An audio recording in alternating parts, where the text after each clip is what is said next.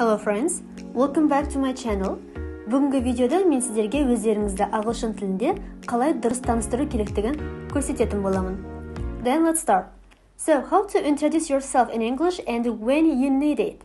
So, you need to introduce yourself at a job interview, at a new job, in a large event, and in your English class. Жалпы сіз өзіңізді қай жерде және қай уақытта таныстырасыз. Мысалы, ең бірінші жұмысқа тұрар алдында өзіңіз таныстыруыңыз керек, және жұмысқа тұрып болған соңда өзіңіздің жаңа коллегаларыңызбен өзіңіз таныстыруыңыз керек. Сондай-ақ large event, көпшіліктің алдында сөйлеген кезде де ең алдымен сіз өзіңіз таныстырасыз. Және ең қарапайымы in your English class. Сіз ағылшын курстарына барған кезіңізде немесе ағылшын сабақтарында сіз өзіңізді таныстыруыңыз керек болады. Өз-өзіңіз таныстыру ең бірінші сәлемдесуден басталады. Сәлемдесу деген ағылшын тілінде greeting. And there are two types of greeting. The first one is formal greeting and the second one is informal. Жалпы сәлемдесудің екі түрі бар. Біріншісі ресми, ал екіншісі бейресми. About formal greetings, you can just say hello.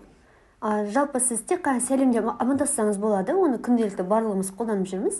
Ал екіншісі сіз күннің қай уақытқа байланысты, мысалы таңертең, түстен кейін болса, соған байланысты амандассаңыз болады. Мысалы good morning, good afternoon, good evening. And also British people, they just good day. But also they think that it's old-fashioned. Мысалы британдықтар көбіне сәлемдесуде good day, яғни жақсы күн деген сөзді қолданады, бірақ оны сәннен шыққан деп есептейді.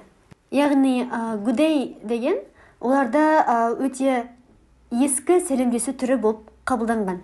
And also about informal greetings, you cannot use them when you are in an interview or at a new job because it might be a bit rude. Сіз жалпы бейресми сәлемдесуді сіз интервью берген кезде немесе жұмысқа тұрар алдында қолдансаңыз ол өте ерсі көрінуі мүмкін. Бұларды сіз тек қана among your friends, яғни достарыңыздың арасында немесе таныстарыңыздың арасында қолдансаңыз болады. Мысалы, танысыңызды көріп қалған жағдайда сіз бірден what's up немесе what's good деп бастасаңыз болады. Болмаса жай ғана hi, hey деген сияқты. Әрине, сәлемдесіп болғаннан кейін сіз міндетті түрде өзіңіздің есіміңізді айтуыңыз керек. Мысалы, сіз I'm немесе I am деп қысқаша жауап берсеңіз болады.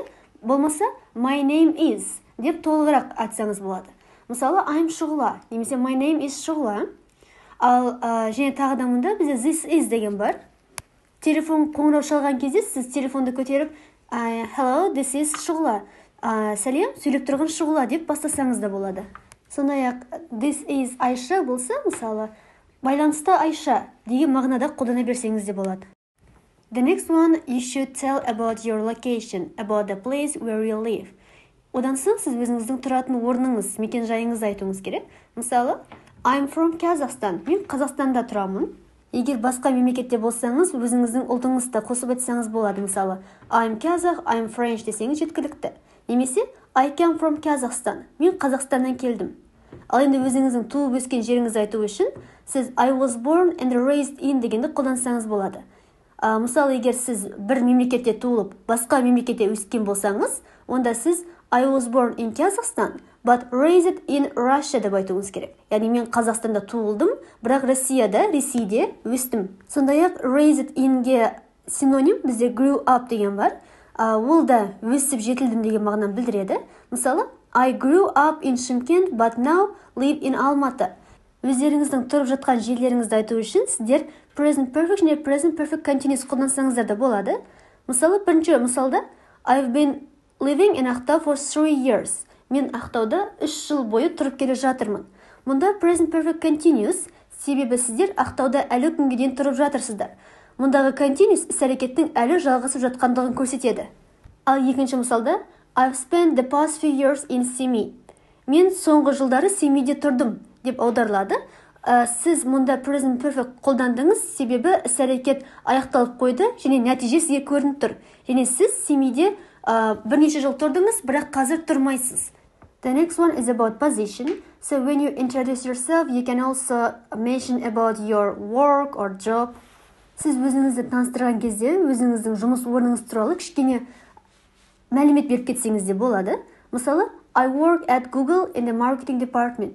егер сіз Google компаниясында маркетинг бөлімінде жұмыс жасайтын болсаңыз, сіз I work at немесе I work for-ды қолдансаңыз болады, бірақ I work in деген дұрыс емес. Сол себепті тек қана at немесе for деген preposition қолдануыңыз керек.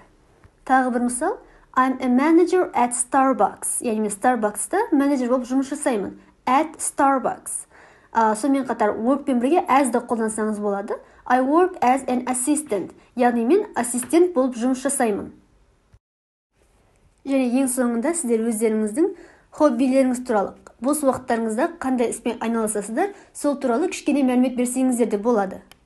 Мысалы, жай ғана I really like running немесе I really enjoy tennis. Немесе I'm a big fan of дейсіздер де өздеріңіздің хоббилеріңіз. Мысалы, I'm a big fan of drawing. Мен сурет салғанды қатты жақсы көремін деп аударылады. Немесе сіздер I'm a keen runner. Мен жүгіргенді жақсы көремін деп. I'm a keen болғаннан кейін сіз міндетті түрде noun-ды қолдануыңыз керек. Және мұнда қосымша сіздерге қасыңыздағы адамнан олардың хобби туралы қалай сұрауға болатыны туралы сұрақтардың бірнеше вариантын ұсынғым келіп тұр. Мысалы, сіз жай ғана what's your hobby десеңіз болады, немесе what do you do for fun, what are you into, or what do you like to do in your free time. Бұлардың барлық мағынасы сен бос уақытында немен айналысасың, қандай іс-әрекетті жақсы көресің деп аударылады. Тек қана what's your hobby деген сұрақпен шектелмеңіздер. Және сіздерге бұл сұрақтарға қалай жауап берсе болады. Жауап ретінде, мысалы сізге тамақ жасауға ұнайтын болса, I am keen on cooking. Ал егерде сіз K-pop музыканың фанаты болсаңыз, I'm a big fan of K-pop music. Егер сіз белгілі бір іс-әрекетке мүлдем қызықпайтын болсаңыз, I'm not interested in-ді қолдансаңыз болады. Мысалы, I'm not interested in football. Мен футболға мүлдем қызықпаймын. Немесе қызығатын болсаңыз, I'm interested in football. Және де I'm really into shopping, I'm fond of dancing деген сияқты көптеген варианттармен жауап берсеңіздер де болады. Жалпы осымен бітті достар. Назарларыңызға рахмет. Сіздерге видео пайдалы болды деген үміттемін. Егер де сіздерге осындай видеолар қызықты болса, менің каналыма тіркеліп, лайк басуды ұмытпаңыздар.